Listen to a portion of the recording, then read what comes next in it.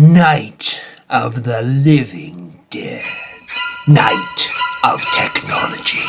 Night of information. Night of the cell phone. Your demise is assured. Have you ever thought about what you would do without your cell phone, without your computer, without your laptop, without your tablet? Well, back in the day, people didn't have the technology I just described. Back in the 70s, in the 80s and 90s, okay, we did not, by and large, have any technology. I mean, we did, but we relied more on sending letters out or making phone calls without caller ID, leaving messages, and for goodness sake, leaving the phone on the wall at home. Nowadays, if, for example, something happened, we lost the use of technology, internet connection just went, be it the sun's fault, our fault, really doesn't matter. What would you do?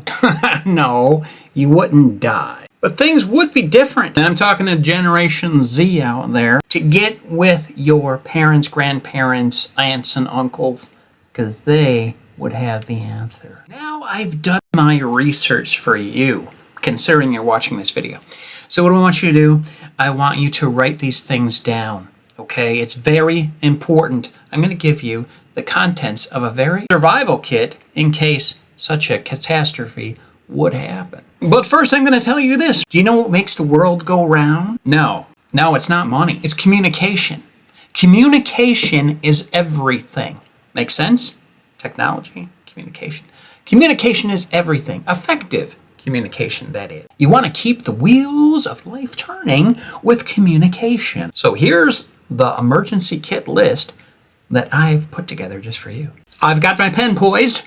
Are you ready? Good, here it is. Notebooks, plenty of notebooks, and a big roll of stamps. Now you might say, David, well, if communication's down, how can they actually mail anything? Right, you might need a pony. Just kidding.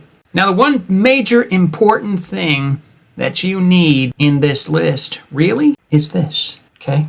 I have this great social media platform, brand new, and yet a tale as old as time. You've heard of Facebook, right? All right, you ready? I'm about to invite you and friend you into this new social media platform. It's called Face to Face. Isn't that nice? You're welcome. When you lift your head up from this device, say you didn't have it, you lift your head up, you can see people's faces, expressions that they make, body language, which is 55% of all communication. Tonal inflection is 38%, and words alone are only 7%. Add it up and you get 100%.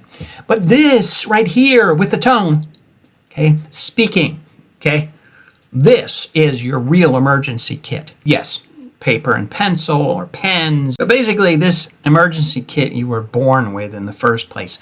It's called the cranium, it's called imagination, which has really been sadly, tragically attempted to replace imagination, which is technology, AI, etc., etc. Because this is not the age of learning, the age of discovery, the age of the Renaissance, the age of industrialism, the age of exploration. This is the age of information, where we take all the information in, but nothing goes out. Information is not knowledge. Information is just something that flows through you. Applied knowledge is power. Knowledge, we get it all the time. Perfect example.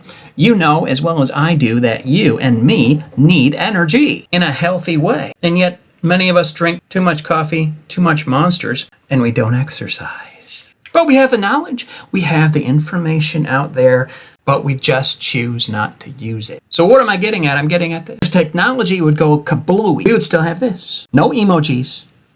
We would have our imagination. We would have experience. We would get out and start shaking hands and talking to people and getting together. I'll give you a perfect example, and I say this with a compassion. Florida, okay, and other countries have had destruction in their wake. They lost technology. They lost the ability to live a lifestyle that we all are used to living. So what did they do? They are banding together, okay, with this face to face, and they are working together. That's the only benefit that I can see in any type of disaster, is that people get together and they help each other. So I hope this helped you in your creativity, your imagination, in preparing for possibilities of change, because change is a choice, not a chance. Remember that today.